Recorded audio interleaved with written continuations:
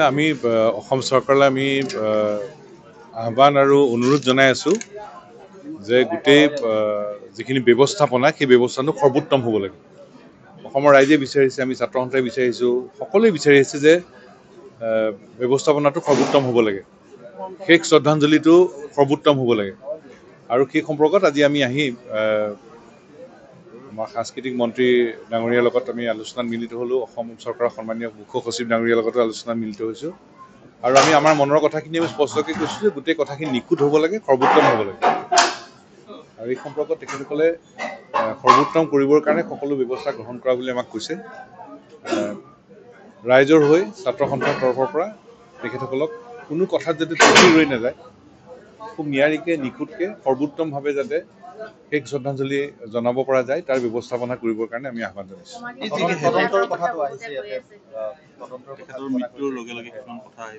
প্ৰথম কথা যে প্ৰশ্ন বহুত আহিছে, প্ৰশ্ন আমাৰ মনতো আছে। এতিয়া আজি অসমৰ মুখ্যমন্ত্ৰী ডাঙৰীয়াই কৈছে যে তদন্ত হ'ব, তদন্তৰ আওতাত সকলোকে অন্তৰ্ভুক্ত কৰা হ'ব। আমি বিচাৰিছোঁ তদন্তৰ আওতাত সকলোকে অন্তৰ্ভুক্ত কৰিব লাগে, কোনো যাতে তদন্তৰ আওতাত পৰা আঁতৰি নাযায়। যিমানবোৰ প্ৰশ্ন আহিছে সেই প্ৰশ্নবিলাকৰ তদন্ত হ'ব লাগিব আৰু পানী নসৰকা বিধৰ নিৰপেক্ষ হ'ব লাগিব। তদন্তটো পানী নসৰকা বিধৰ হ'ব লাগিব। আৰু মুখ্যমন্ত্ৰী ডাঙৰীয়াই যিহেতু তদন্ত হ'ব বুলি কৈছে, সকলোকে আওতাত ল'ম বুলি কৈছে, সকলোকে আওতাত ল'ব লাগিব, তাৰ ওপৰতো আমি নজৰ ৰাখিম। আৰু তদন্ত পানী নসৰকা বিধৰ হ'ব লাগিব আৰু তাৰ ওপৰতো আমি নজৰ ৰাখিম। সমাধিকাৰ জুবিন অনুৰাগীসকলে যোৰহাটত শেষকৃত্য সম্পন্ন কৰাৰ কথা। এতিয়া অসম চৰকাৰৰ সন্মানীয় মুখ্যমন্ত্ৰী ডাঙৰীয়াই ৰাতিপুৱা কোৱা আমি দেখিলোঁ যে এই সম্পৰ্কত শিল্পী সমাজ, অসম ৰাইজ, অসম সাহিত্য সভা, সদৌ ছাত্ৰ সন্থাৰ সৈতে আলোচনা কৰিবৰ কাৰণে দুগৰাকী সন্মানীয় কেবিনেট মন্ত্ৰী ৰণোজ পেগু ডাঙৰীয়া আৰু বিমল বৰা ডাঙৰীয়াক দায়িত্ব দিছে। তেখেতসকলে আমাৰ লগত যোগাযোগ কৰিছে।